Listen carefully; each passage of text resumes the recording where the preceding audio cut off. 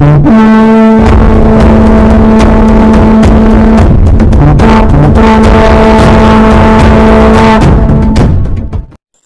नमस्कार। ईश्वर अनुसंधान केंद्र की प्रस्तुति यूट्यूब चैनल सनातन सत्यम में आपका स्वागत है।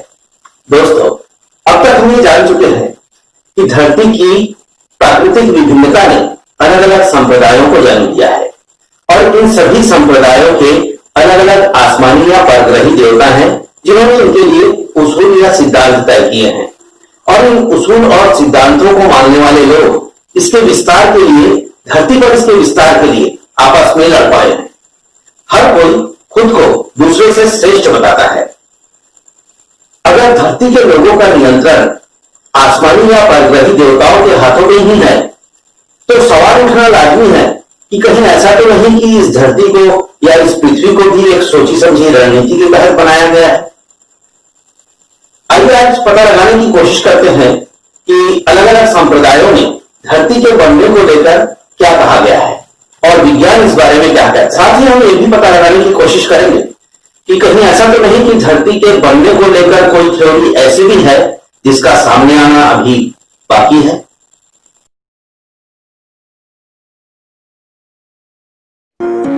दोस्तों, सनातन परंपरा के महान धार्मिक ग्रंथ भगवद गीता में भगवान श्री कृष्ण ने कहा है कि जिस तरह से हम पुराने वस्त्रों को छोड़कर नया वस्त्र धारण करते हैं, ठीक वैसे ही आत्मा भी पुराने शरीर को छोड़कर नया शरीर धारण करती है। ये सिलसिला अनवरत जारी रहता है। जन्म मरण के इस खेल से मुक्ति को ही सनातन परंपरा में मोक्ष कहा गया है।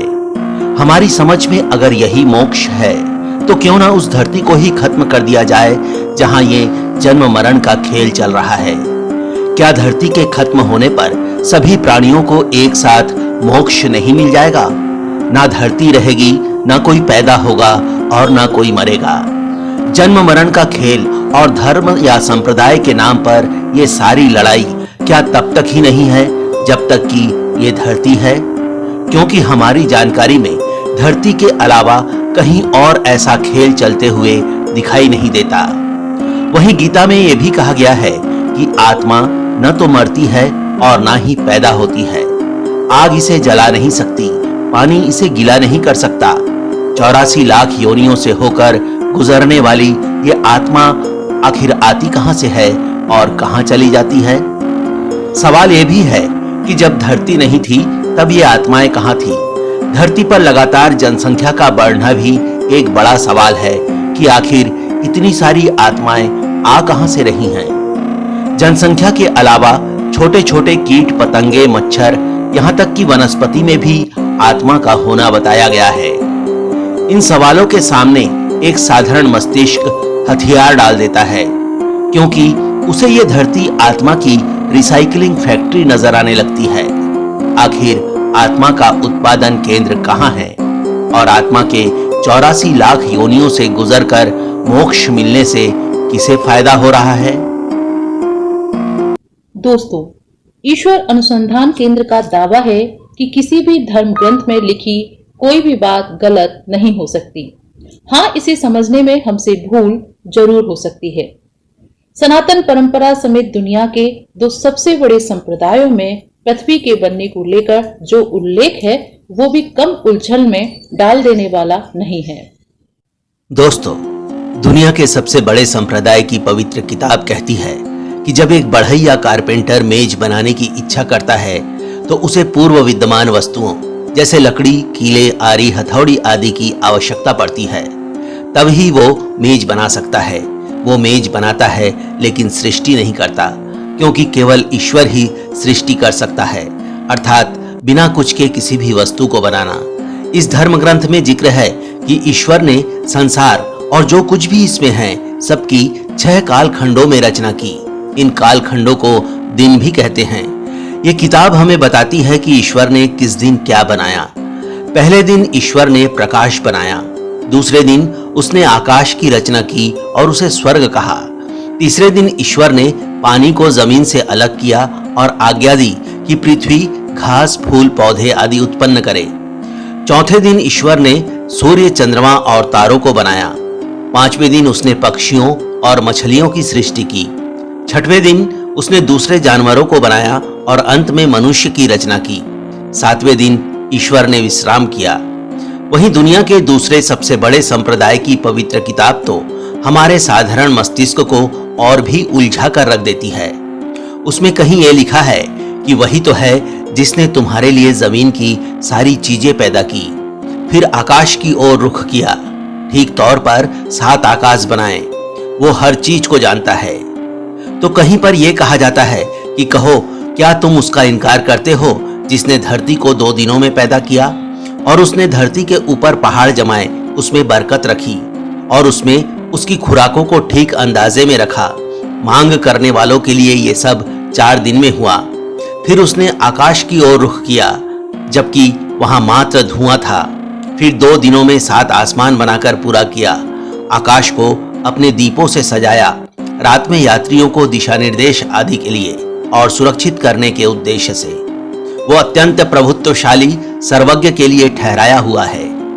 वहीं सनातन परंपरा का ऋग्वेद कहता है कि सृष्टि के आदिकाल में न सत था, न असत, न वायु थी, न आकाश, न मृत्यु थी, न अमरता, न रात थी, न दिन।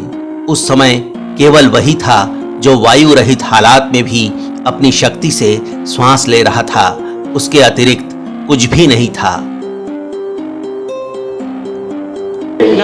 से पहले सत नहीं था, असत भी नहीं, अंतरिक्ष भी नहीं, आकाश भी नहीं था। छिपा था क्या, कहाँ, किसने ढका था? उस पल तो अगम अतल जल भी कहाँ था? कुछ समझ में आया इस पृथ्वी की रचना कैसे हुई। दरअसल में धर्म ग्रंथों के अनुसार उन्होंने अपनी अलग अलग व्याख्याएं की हैं। उनकी व्याख्याएं हमारे समझ में नहीं आई। तो जब लोगों को समझ नहीं आई तो विज्ञान सामने आया और विज्ञान ने बताया कि सूरज में एक महाविस्फोट हुआ था। उस विस्फोट से तमाम सारा मलबा निकला। वो मलबा आपस में टकराया और गुरुत्वाकर्षण के कारण वो मलबा आपस में जुड़ता चला गया, जिसके कारण धरती और पूरे सौरमंडल की रचना हुई। कि विज्ञान के तर्क भी हमारे गले के नीचे नहीं उतरता है, कहीं तो कुछ अटका से लगता है।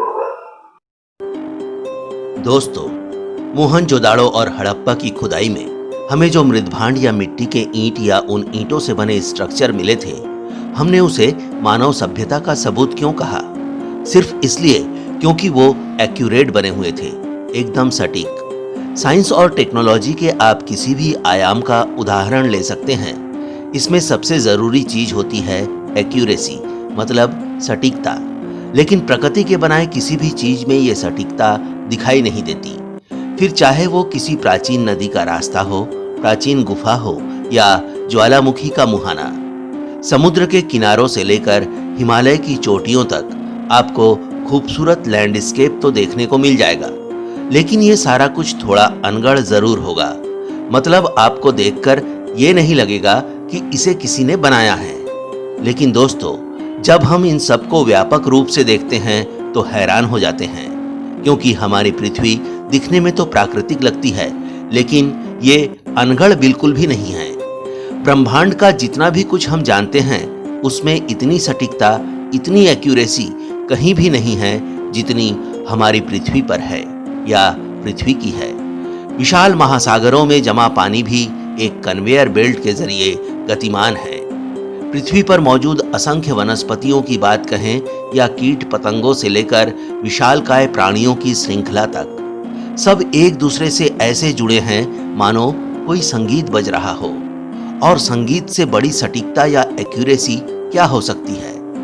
असंख्य वनस्पति और असंख्य प्राणी सब इतने एक्यूरेट, इतने सटीक कैसे बने हैं? सबके गुणधर्म अलग अलग होने के बाद भी एकदम सटीक हैं। इतना ही नहीं, पृथ्वी की सूरज से दूरी, इसके चंद्रमा का एकदम सटीक स्थान और उसका एकदम सटीक आकार, पृथ्वी का हल्का सा झुकाव और उसका अंडाकार सूर्य परिक्रमा पथ, सटीकता के ऐसे लाखों करोड़ों उदाहरण एक साथ एक ही ग्रह पर आखिर कैसे घटित हो सकते हैं? और अगर ये पृथ्वी पर हुआ तो पूरे ब्रह्मांड में और कहीं होता हुआ क्यों नहीं दिखाई देता है? क्या विज्ञान के पास इसका जवाब है? दोस्तों, पृथ्वी या धरती पर एक्यूरेसी या सटीकता के उदाहरणों की ऐसी बाढ़ आई हुई है कि सारा कुछ इसमें समाहित हो जाता है। मनुष्य को ही लें तो हमारी इतनी बड़ी जनसंख्या के बाद भी किसी का किसी से कोई मेल नहीं है। मैं अपने आप में एकदम अलग और अनोखी हूँ, तो आप भी अपने आप में एकदम अलग और अनोखे हैं। मेरी या आपकी आंखों की पुतली किसी और की आंखों की पुतली से मेल नहीं खाती। हम सबके फिंगरप्रिंट्स भी अलग अलग होते हैं, चाहे हम जुड़वा ही पैदा क्यों ना हुए हों। और हैरान करने वाली बात यह है कि एक ही धरती पर रहते हुए यह अलगाव मनुष्य के साथ साथ वनस्पति और पशु पक्षियों में भी मौजूद है। यकीन मानिए कि इतनी सारी एक्यूरेसी या सटीकता के मिसाल के साथ मौजूद ये पृथ्वी या ये धरती अनायास कतई नहीं बनी है, बल्कि इसे बड़े ही नफासत से बनाया गया है। बेशक इसे बनने में वर्षों लगे। धरती बनी तो एकदम वैसे ही है जैसा कि विज्ञान हमें बताता है। धरती बनने की रेसिपी और इंग्रेडिएंट्स भी एकदम वही है जो विज्ञान कहता है। लेकिन जब हम थोड़ा और आगे बढ़ते हैं तो ईश्वर अनुसंधान केंद्र के शोध के परिणाम विज्ञान से अलहदा होने लगते हैं और इसकी शुरुआत होती है पृथ्वी पर 70% पानी की मौजूदगी को लेकर। इतना पानी आया कहां से? इसे लेकर भी विज्ञान के कई तर्क हैं जिसे मान भी लिया जा सकता है। लेकिन महासागरों में जमा इतने पानी को रखने की व्यवस्था कैसे हुई, इस बारे में विज्ञान हमें कुछ भी नहीं बता पाता है। आपको जानकर हैरानी होगी कि माउंट एवरेस्ट जितना ऊंचा है उससे कई गुना ज्यादा गहरे हमारे महासागर हैं। क्या आप जानते हैं कि पृथ्वी के महासागरों में ऐसे कितने माउंट एवरेस्ट समा सकते हैं? ईश्वर अनुसंधान केंद्र का दावा है कि धरती के बनने के दौरान ही इसकी व्यवस्था कर ली गई थी कि भविष्य में जो पानी यहाँ आने वाला था उसे कहाँ और कैसे रखा जाना है।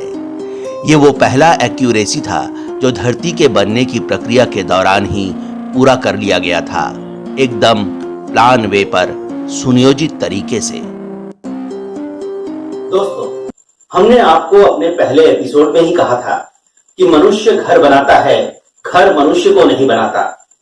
ये धरती हमारा घर है और हमने इसे बनाया है, ठीक एकदम वैसे ही जैसा कि आपने आम लोगों को घर बनाते हुए देखा होगा।